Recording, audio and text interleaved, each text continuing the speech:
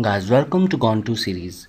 In the earlier tutorial, we talked about lifecycle methods or callbacks in Spring Framework using init method and destroy method attributes in Spring's configuration file. In this tutorial, we'll see some other ways, that is using annotations and using InitializingBean and DisposableBean interfaces to do the same task. So what we did so far in the earlier tutorial, we created a restaurant class, Spring's configuration file, and a test class to test the lifecycle methods. In the restaurant class, we included two methods, init and destroy. And in the Spring's configuration file, we included init method attribute and destroy method attribute just to let Spring Framework know that we have written init and destroy methods in our restaurant class such that Spring Framework needs to call init method immediately after restaurant bean is created by it, and it has to call this destroy method just before it's going to destroy restaurant bean in Spring's container. And here we wrote our test class to test lifecycle application, which produce output like this. Now we did this lifecycle demo using init method attribute and destroy method attributes. This was one approach. Now there are two more ways of doing the same thing. You can use either annotations for specifying lifecycle methods, or you can implement some of the interfaces using which you can realize lifecycle methods. Let's look at annotations way first. What we'll do, we will remove this init method attribute and destroy method attributes from restaurant bean's definition. Instead, what we'll do, we'll go to the restaurant class, and on the top of the methods, we'll specify what we were doing using init method attribute and destroy method attributes in the Spring's configuration file using annotations. So what we'll do, we'll write here at the post construct annotation, and here we'll write pre-destroy annotation. So what we have done here is using annotation post construct and pre-destroy annotation, we are doing the same task what we were doing here in the restaurant beans definition using init method attribute and destroy method attribute. If you're using these annotations in your bean classes, then you will need to declare a bean post processor in Spring's configuration file. So let's do it first, and then we'll understand later why we did it. So here we just need to declare a bean post processor. So if you see here, we have declared common annotation bean post processor in Spring's configuration file. Now, why we declared a bean with the name common annotation bean post processor? It's because it's actually the bean post processor which reads these annotations from your bean classes and then act accordingly. And by default, these annotations are not recognized by Spring Framework. In order to enable these annotations, you explicitly need to declare this bean in your Spring's configuration file. And that's what you did here. For different set of annotations, there are different beans you need to declare in Spring's configuration file. We'll come back on this when going through other annotations supported or provided by Spring Framework. And in the next tutorial, we'll learn more about a bean post processor concept and its related demo. Alright, so for now, just understand it in this way that if you're using post construct or pre-destroy annotation, you will need to declare a bean with the name common annotation bean post processor in the Spring's configuration file. If you notice here, I haven't provided any name or ID to this bean. Why? Because I've just provided this bean declaration just to let Spring Framework know that it should enable these annotations in it, which are by default not enabled in it. And I'm not going to reference this bean in any other bean in this Spring configuration. Alright, so now our project is ready. We have provided annotations, we have declared common annotation bean post processor which is needed for these annotations in configuration file, and our test class is ready. Now let's run it and test it. Cool.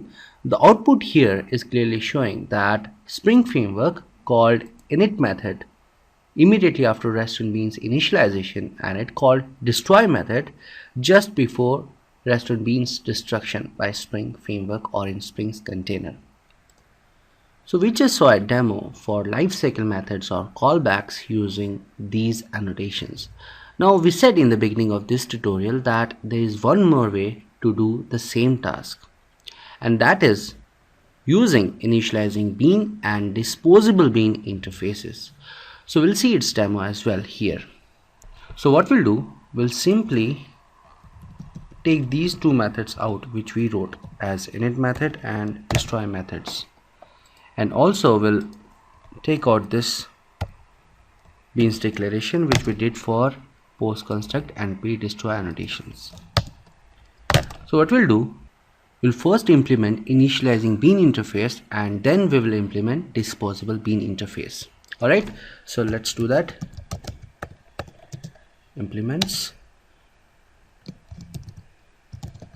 InitializingBean interface.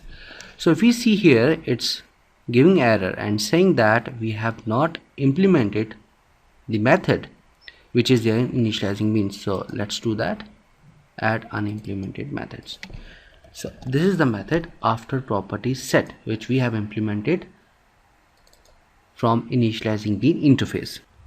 This method is exactly same as we have init method which we just saw.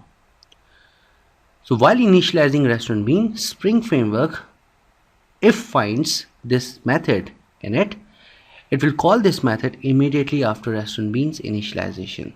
So what we'll do here is we'll put one SOP which will print on the console restaurant bean is going to after property set method on the console when we run this application. Now let's implement one more interface, DisposableBean. Here, DisposableBean. So again here it's giving error that we have not implemented one of the methods provided by this interface. So let's implement this. Right.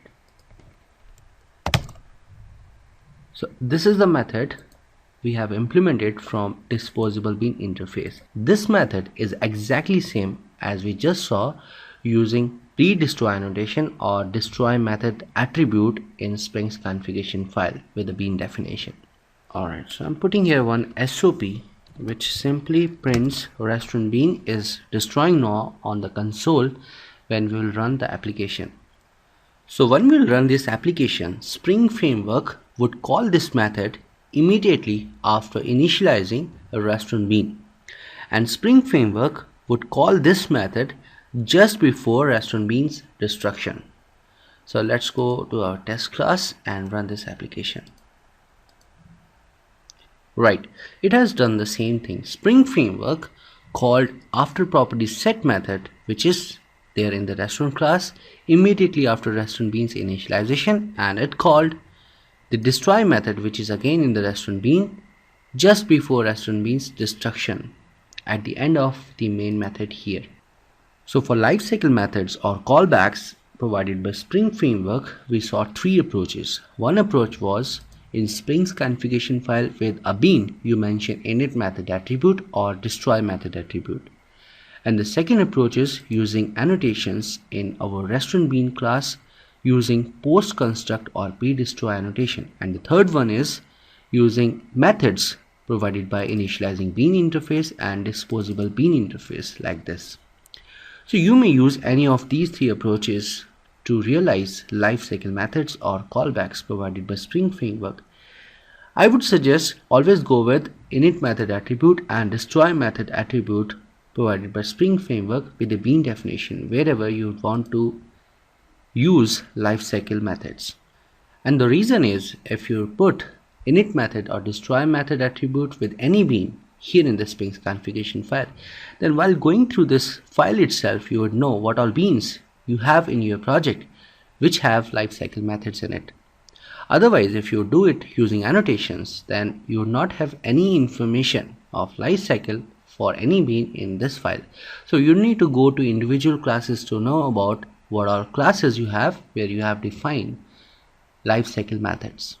So it's always easy to use annotations, but recommended way I would suggest is this init method attribute and destroy method attribute. In the next tutorial, we'll see an important concept in Spring, and that is bean post processor. Guys, thanks for liking our tutorials and providing feedback to us through emails and comments. Believe me, your comments and feedback is really valuable to us. Do like this video if you really like it, and subscribe to our YouTube channel to get all updates on latest video tutorials and programming stuff.